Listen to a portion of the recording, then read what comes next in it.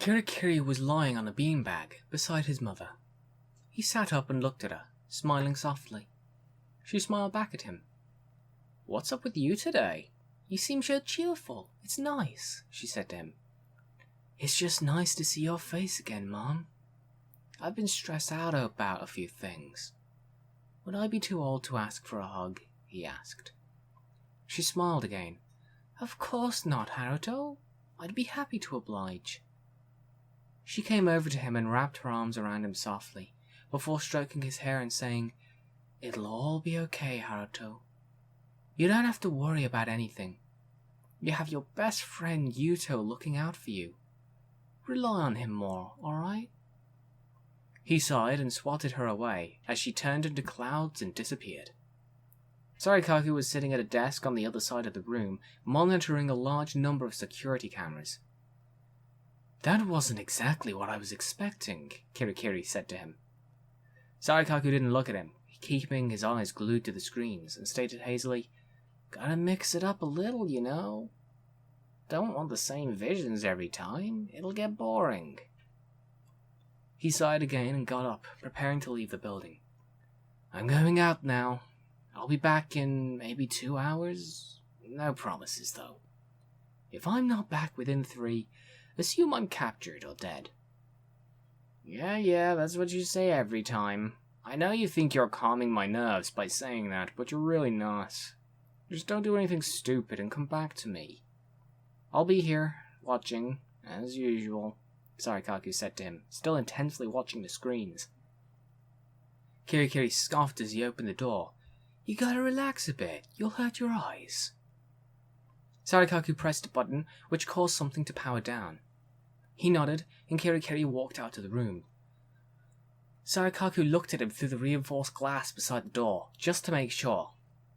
When he was out of his sight, Sarikaku continued to study each screen, watching Kirikiri as he exited the building.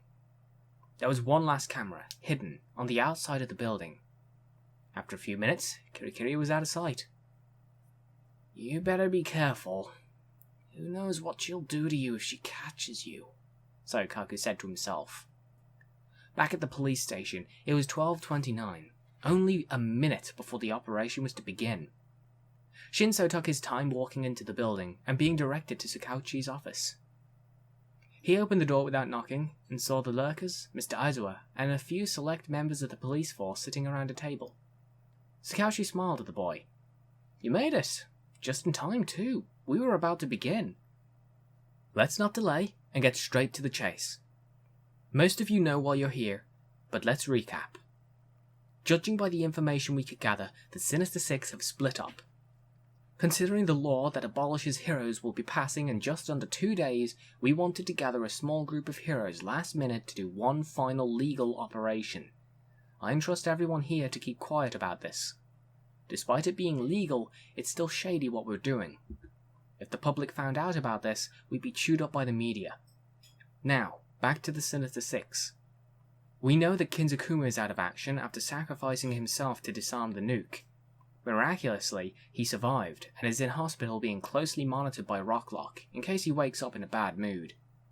Kinzakuma, or if we were using his real name, Kyogani Hasaku, has been paralyzed, so shouldn't be a threat. How he's going to be treated after he awakens is an issue to be discussed another day. Amaraito, as we're also very well aware of, accidentally killed himself after using one of the Shiei Hasaikai's quirk-enhancing drugs that was stolen by and then from the League of Villains. We couldn't dig up too much information on him, as most of his existence was kept a secret from the world. His name was Haruhara, and he was raised by an offshoot of the Creature Rejection Clan. As far as we know, this offshoot is very small and call themselves the Anti-Antichrist Clan, or the AAC. Haruto Yamazaki and Yuto Fuji, otherwise known as Kirikiri and Sarikaku, appear to still be working together, as a few more villains have been killed in dark alleyways, but they've been quiet for a few days. They may be targeting another of the Six's old members, either Kao or Cyberghost. Kaio Ashikaga, the Bone Collector, has been leading the new Yakuza, the Underdogs, and has quickly been gaining an influence in the underground, far bigger than the Shiei Hasaikai. The last time we saw her, she had recruited 6 other villains herself, doubling the Sinister Six's members, but who knows how many more villains she has recruited since. Unfortunately, due to our time frame, it is impossible for us to take them on. Cyberghost's whereabouts are unknown. We have absolutely no information on him either. It's as if he doesn't even exist. No name, no age, no location, nothing. One of our officers believes he has wiped out the information from our database when he attacked another station, but I find that hard to believe. Considering our time frame and a few clues we've found, we're going after the vigilante duo, Kirikiri and Sarikaku. We've spotted suspicious activity outside an abandoned apartment complex recently, and it only occurs at night. It could be nothing, since none of us have exactly wanted to go and investigate without the protection of heroes, but it's a pretty safe bet considering it seems to be the epicenter of villain murders, much like how Ashikaga was discovered. Are there any questions before we move out? Shinso then raised his hand, and Tsukauchi asked him what his question was. "Why are those two here?" he asked, pointing to the lurkers. "Aizawa and I are more than capable of taking on those losers. Isn't this a bit overkill?" "The situation with Kirikiri and the lurkers is deep-rooted. They've come across him before and were defeated by him," Tsukauchi answered. "There is another thing," Kamui had started. "Alex is terrified of him after losing more than once to him. I could tell, even from a distance during the attack at Hatsumane Base. It was that fear of Kirikiri that led to Mount Lady's..." He started to tear up, so Edshot finished for him. "Simply put, we want revenge. It may seem overkill, and it may even seem a bit unprofessional, but we want to see him pay for his actions, as well as the underdogs. We're going underground after this." Shinso nodded, appeased by this answer. "I have some people who are close to me that I need to protect, and who knows what this weirdo's ideals are. Would he consider us villains after the law passes? I don't want to wait to find out." Shinso was wearing a peculiar mask and had a scarf very similar to Mr. Aizawa's. He certainly looked the part of a villain himself, as many have noted about Shinso unfairly, but here he was, ready to put an end to Kirikiri and Sarikaku's tyranny. "If that's everything, let's go. The villain killers will be defeated tonight. Afterwards, I'll treat you all to a few drinks. Non-alcoholic for you, Shinso," Tsukauchi toyed. "Do I look like a child to you? If anyone's up past their bedtime, it's you, old-timer," Shinso smirked as they all got ready to leave. Bit by bit, they filed out of the building and into several cars that then drove near the suspected hideout of Kirikiri and Sarikaku. They parked a block away. Sarikaku saw a few cars driving by the apartment on the security camera and squinted. "Strange, there's not usually this much traffic at an hour as late as this in our district. Probably a coincidence, but I should be safe." He then started arming the traps that were set in place in case of an emergency.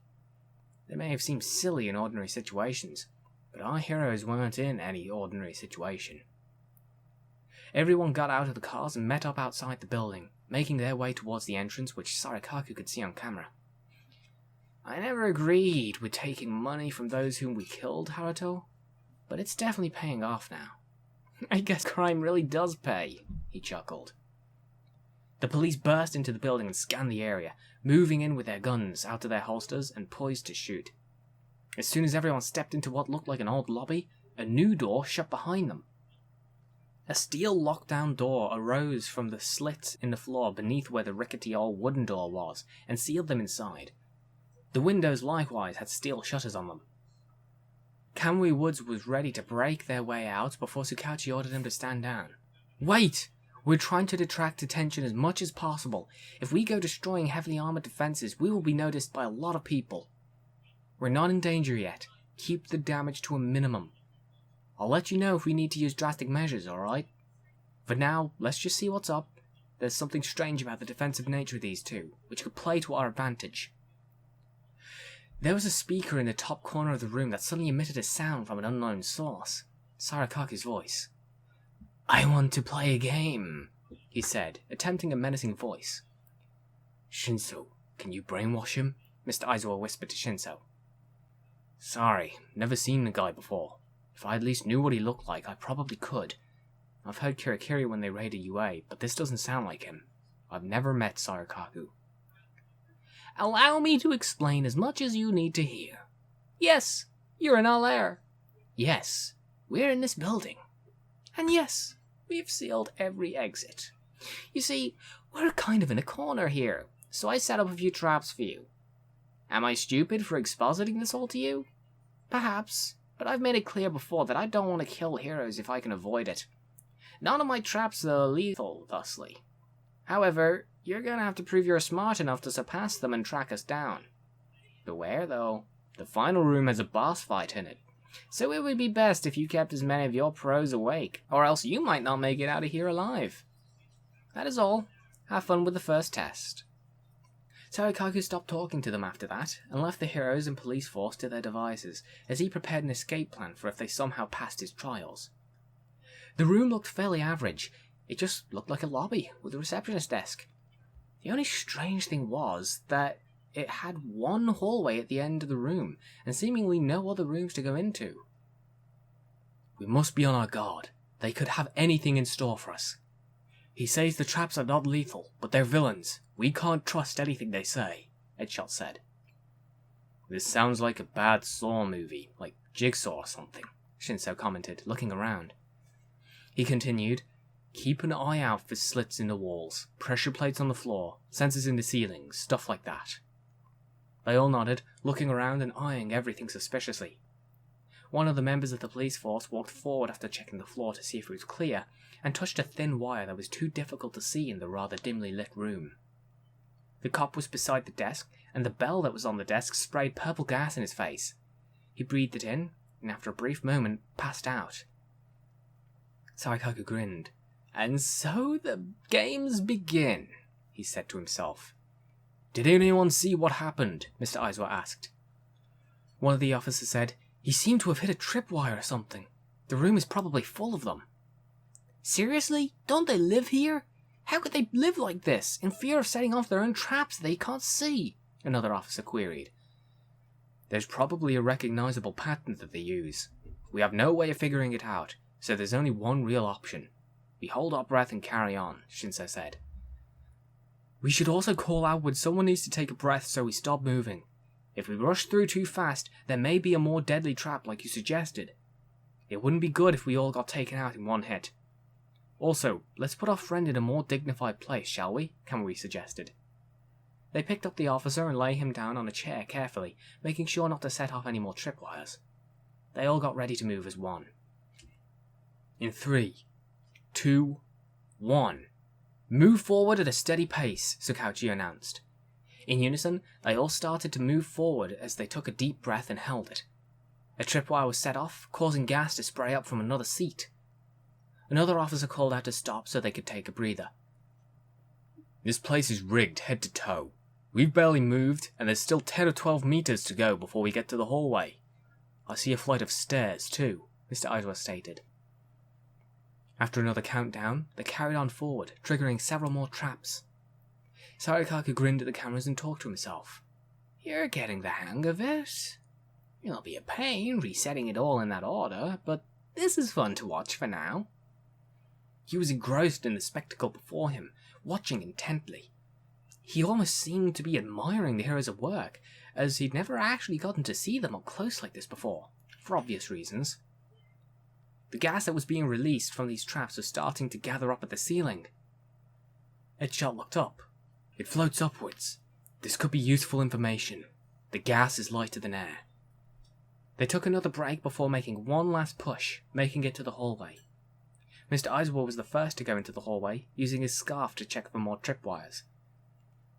Don't worry, heroes. The hallway is a safe zone. A checkpoint, if you will. You passed the first stage. Well done, you.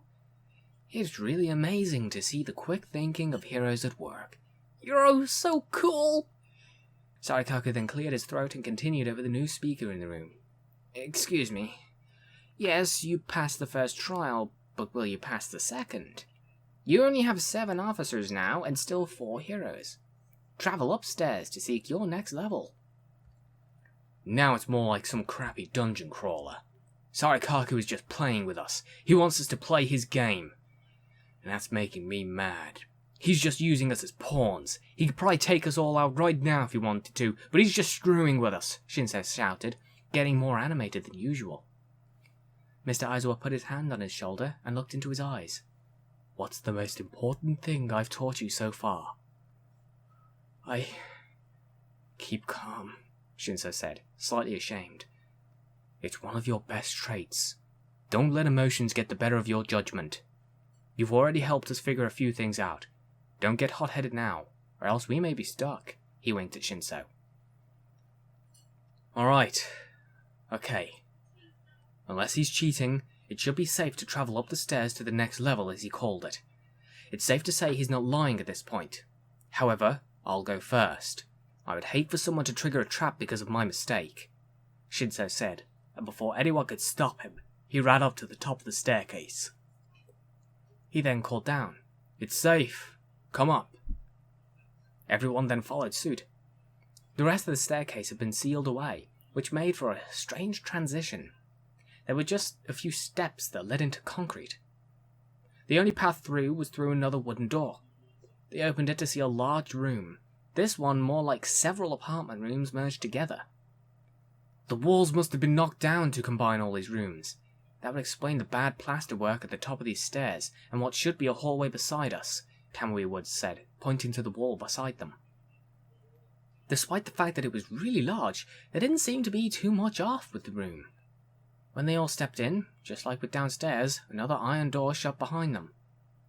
An officer stepped forward and felt the floor move beneath them ever so slightly. He looked down to see he'd stepped on a plate, as was expected earlier. There was the sound of a metal pole being slid through an opening above them, so instinctively they stepped back, milliseconds before being impaled by a spear through the head. "Hey, what the hell? I thought you said the traps were harmless, that you didn't want to kill heroes," the officer shouted in shock, their eyesight fixated on the blade that almost pierced their skull. There was another speaker in this room. "I'm sorry, I meant for the floor you were on at the time. It slipped my mind to mention it when you arrived on this floor. Honestly, my bad. Oh well, I guess you'll just have to be more careful on this floor, huh? Just so you know, the first floor had really small doses too. From here on out, it will get stronger. Have fun!" He then stopped speaking, as the real game had begun. With one officer down already, and another one almost dying, everyone was on high alert. Who cares about capturing them at this point? Were they even going to live?